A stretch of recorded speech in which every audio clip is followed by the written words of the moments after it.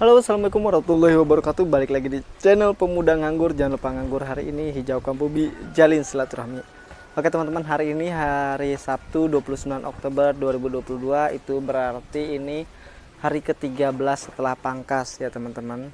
Jadi kita lihat updateannya seperti apa. Nanti di akhir videonya kita jelasin. Oke, langsung saja kita lihat satu persatu ya teman-teman ya. Dari yang sebelah sini dulu. Oke, yang di sebelah sini ini adalah varietas Veles teman-teman ya.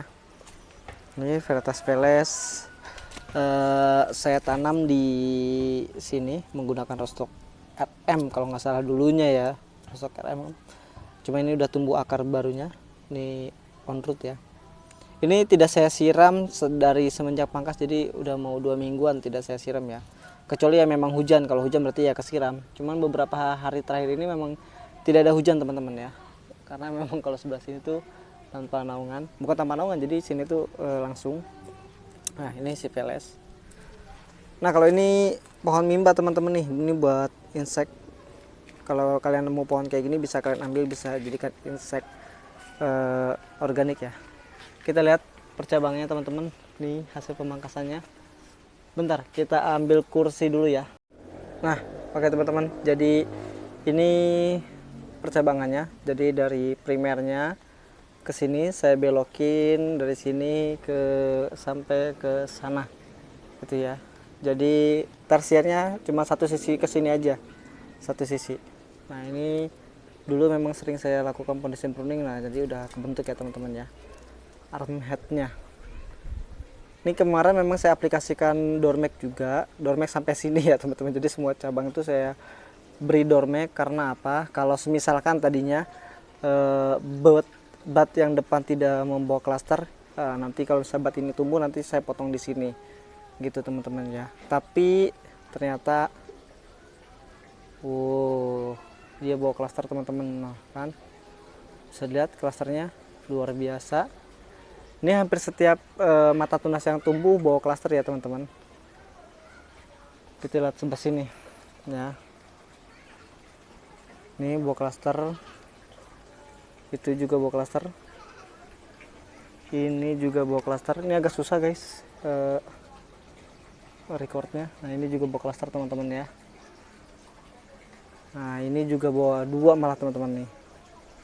Ini bawa, sebelah sininya juga bawa tuh. Kalau pemangkasnya saya pangkas berapa sih? Nih kita hitung ya.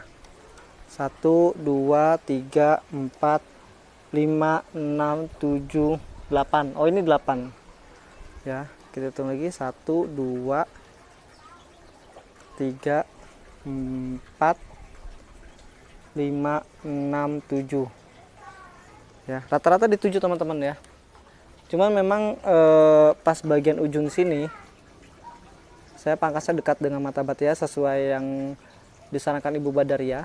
Jadi bagian pangkas itu memang potong dekat mata tunas. Kalau sebenarnya kalau dulu saya memang sudah melakukan teknik ini teman-teman, dan hasilnya itu luar biasa. Saya pernah melakukan ini waktu itu di pemangkasan Giant Grande. Jadi ketika itu Giant Grande saya pangkas dekat mata tunas dan butnya cukup bagus. Nah ini untuk Veles ya teman-teman. Dan hampir semua bat yang sprout itu bawa bunga ya. Nah ini kalau tampak depan teman-teman ya. Ini tampak depan, yang tadi sana. Nah kalau yang ini memang sengaja akan saya jadikan sekunder lanjutan. Jadi ini tersier, saya jadikan sekunder lanjutan. Jadi nanti sekundernya sampai sini, jadi ya lumayan gitu. Next kita ke si waterfall ya. Nah ini waterfall, pohonnya yang ini tuh tadinya sebenarnya Everest teman-teman ya, Everest. Nah ini sedang saya sambung kaki ya, nanti kita buat videonya ya, nanti kita lihat efeknya apakah efektif atau tidak. Ini Everest, pohonnya di sini ya. Ini bisa lihat ya, medianya kering karena memang tidak disiram teman-teman, paling besok kita siram. Ini Everest, saya potong di sini. Lalu saya sambung dengan waterfall atau Lamborghini ya. Lamborghini, dan seperti ini. Kita lihat ya ke atas. Oke teman-teman, nah Everest juga bisa dilihat. Nah ini juga bawa cluster ya teman-teman ya. Everest sorry, waterfall atau Lamborghini ini juga bawa cluster. Nah ini juga bawa teman-teman ya. Kita hitung pangkasannya ya. Dari sini 1, 2, 3, 4, 5, 6. Wah ini malah 6 teman-teman ya. Jadi memang saya pangkas juga sambil lihat mata-bat yang agak cantik gitu ya teman-teman ya. Bat potensial yang sudah memang kita pelajari. Oke, memang si waterfall ini belum kelihatan banyak bawa cluster atau tidaknya, tapi yang baru kelihatan cuma beberapa aja ya, tapi memang yang jelas sudah kelihatan ini bawa cluster ya, waterfall atau Lamborghini ya, sampai ke sana. Oke, yang berikutnya yang ini adalah kereta Sansakerta teman-teman. Sansakerta ini menggunakan rostok Alfonso ya. Ini Alfonso dulunya, cuma memang tidak saya sisip, jadi saya tumbuhkan tunas Alfonso-nya. Nah, saya sambung di sini teman-teman dengan Sansakerta. Ya tadinya sih mau ikut lomba, saya pilih Alfonso, mau ikut lomba ya, karena memang ternyata lomba itu tidak boleh di grounding, harus di pot ya. Ya alhasil ya udahlah, nggak apa-apa. Sekarang kita coba perkembangan Alfonso di sini seperti apa. Oke, kita lihat Sansakerta bawa cluster atau tidak. Oke teman-teman, ini adalah calon bunga dari Sansakerta. Nah ini juga bawa 2 cluster teman-teman ya. Dan di sini juga ada tuh. Di sana juga ada. Itu. Kita lihat lagi yang sebelah sini bawa nggak ya? Nah ini bawa teman-teman ya. Ini pangkasnya juga sama. Kita hitung 1, 2, 3, 4, 5, 6. Ini 6. 1, 2, 3, 4, 5, 6, 7. Nah ini 7. Nah ini juga bawa teman-teman ya. Ini 7. 1, 2, 3, 4, 5, 6, 7. 7 mata tunas. Oke. And next, berikutnya yang ini. Nah ini sebenarnya varietasnya belum tahu, cuman saya pernah coba waktu itu. Buahnya dia sedikit ada aroma markisa. Waktu itu masih asam, dia kayak ada aroma markisanya, makanya saya pertahankan. Dan ini belum teridentifikasi ya teman-teman ya, jenisnya apa. Nah cuman ini belum kelihatan bawa cluster atau tidak. Cuma memang pecah batnya ini bagus banget, cantik banget teman-teman, gede banget pecah batnya ya. Ini juga masih belum kelihatan. Ini juga sama, saya teruskan sampai ke sini teman-teman ya. Nih sekundernya saya panjangin. Cuma ini sepertinya ada teman-teman situ. Kelihatan nggak ya klaster buahnya. Dan next ke sebelah sini. Nah ini adalah jenis Livia teman-teman ya. Livia ini nanti akan saya teruskan sekundernya sampai sini. Nah ini sudah terbentuk, tunasnya sudah tumbuh. Dan kita lihat apakah bawa klaster atau tidak. Dan ada teman-teman ya. Ini juga ada. Nah ini lihat nah, ini batang tersiernya. Ini udah coklat banget kan. Jadi memang dulu tuh sudah tidak ada batang muda teman-teman ya, udah keburu coklat semua. Nanti kita jelasin di akhir video. Nah ini juga bawa, cuma sepertinya untuk Livia ini ada kekurangan, nanti kita jelasin ya.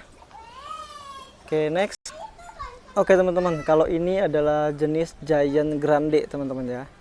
Ini Giant Grande, tapi sepertinya Giant Grande ini yang sama sekali tidak bawa kayaknya ya, karena memang tidak ada tanda-tanda bunga muncul walaupun tunas seperti ini gitu. Tapi tidak usah khawatir karena memang boot di belakangnya itu sprut, jadi nanti tunas yang tidak bawa bunga kita buang, jadi kita buat tersier baru. Nah, sama seperti ibaratnya foundation pruning lah gitu, karena memang ada kesalahan di Giant Grande, nanti kita jelasin juga ya. Next kita ke sebelah sini. Nah kalau ini Portugis Dream atau N906, ini sengaja saya potong 2 lagi karena memang tersiernya tidak rapi teman-teman. Saya ingin setting ulang. Ya memang kita lihat nanti bawa klaster atau tidak ya. Kalaupun tidak memang tidak dibuat untuk pembuahan. Itu ya. Nah,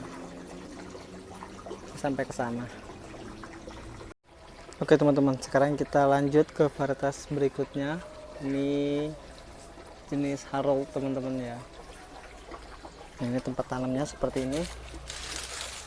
Nah ini kan tadi bengkok nih teman-teman.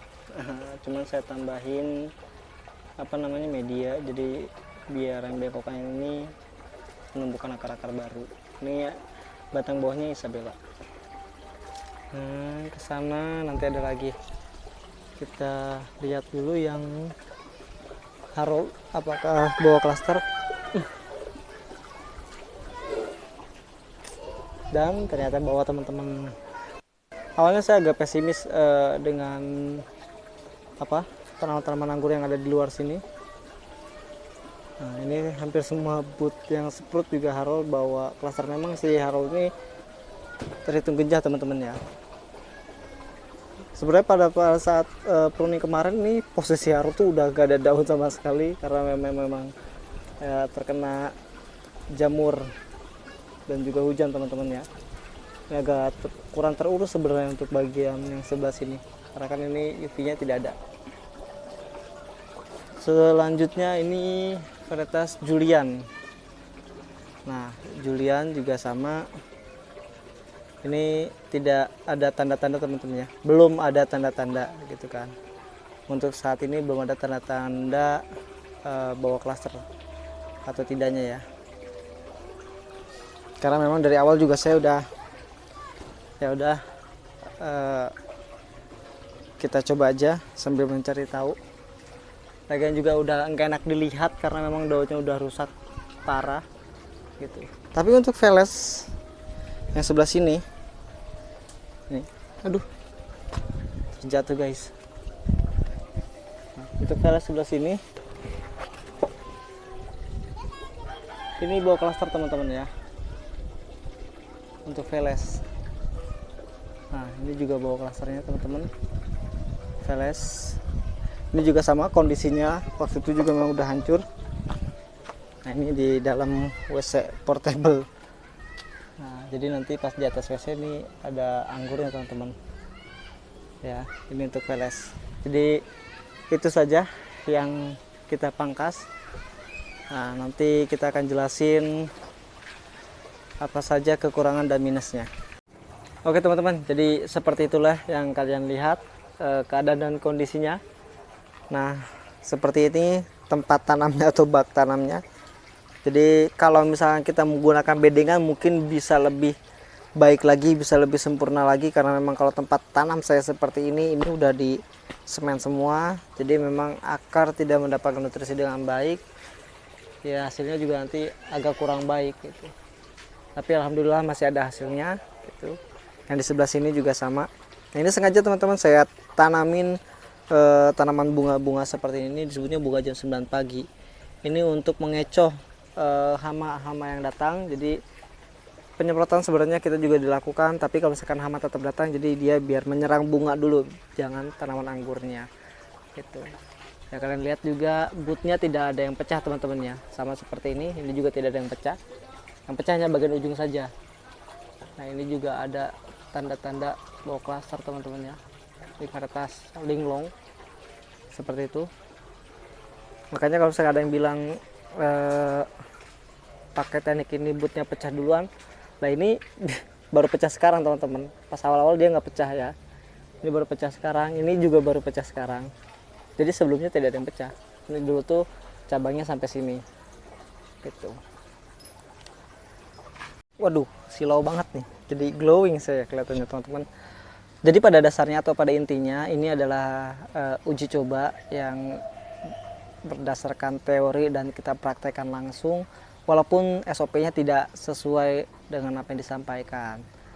Tapi apa hikmahnya dengan metode yang dengan pohon yang ada yang saya punya, tapi dengan pola pemupukan itu hasilnya juga ada. Tapi kalau misalkan kita menggunakan SOP-nya sesuai dari awal, itu mungkin hasilnya jauh lebih baik. Kenapa sih Om Waris kok kayaknya fanatik banget sama teknik Indotai? Bukan fanatik teman-teman, jadi kalau saya itu berpikir ini untuk memudahkan para teman-teman yang ingin terjun di dunia pengangguran dengan metode atau SOP yang profesional. Jadi jangan dibingungkan lah, kadang memang teman-teman punya metode seperti ini, yang ini punya seperti ini, itu sih sah-sah aja untuk skala hobi. Cuma kalau untuk terjun di dunia perkebunan mungkin harus ada SOP yang layak atau sesuai ya teman-teman, jadi tidak membingungkan dan biar hasilnya juga nyata gitu. Jadi ini kan bukan berdasarkan katanya lagi nih, faktanya teman-teman yang kalian lihat seperti ini yang saya terapkan.